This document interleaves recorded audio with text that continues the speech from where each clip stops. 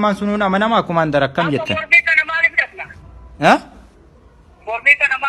Mormiidhaa miti bar kumaandar kun seera seera biyyattiin ittiin bultu.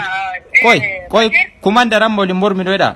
Amma isinummaan ministeera tokko gara ministeera biraa onu jijjiirtani nama bakka buuftaniiti miti. In buuftanii mi? Kan buusuuf hin jira.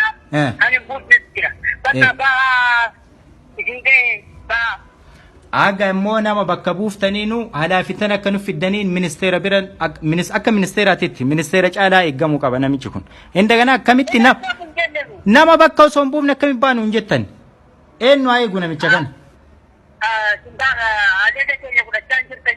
Ajajni beeku ajajni seera qaba kumaandar. Yoo isin seeraan nu ajajjan seeraan hin fudhanna.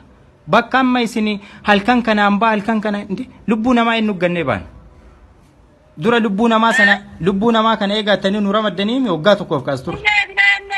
Eenyu teeg halaafinna eenyu fudhata halkan kanaanu?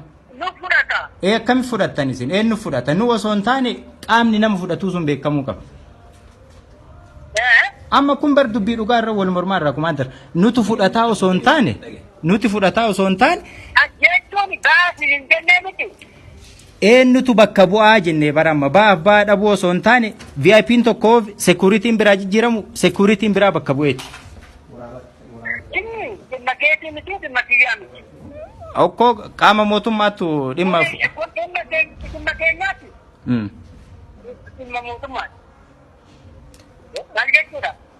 kun kumaandar yani osoo kaddu'e boolla ol bayeetii alaafinna tana kenname kana seera mootummaa cabsuuf illee mitan seera mootummaa ni hordofa ni kabajas qajeelcha keessanis ni fudhas ni hordofas security man tokko VIP tokko ba'u bakka buusee deema malee akkamitti bakka duwwaa halkan kanaan bineensa jedhan nama gatanii deemu maali?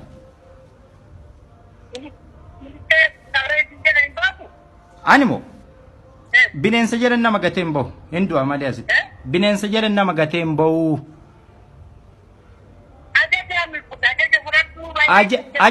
Ajaja seeraan na dhufen fudhaan ajaja oomin fudhedha ajaja karaa seeraatiin ni fudha har'a dhiisii borus.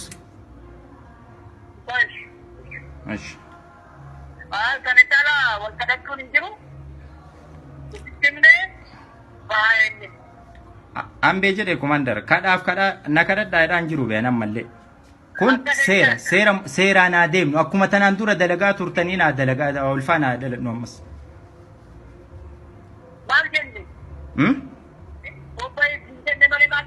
Kobba eenyuun bakka buusee ba'a.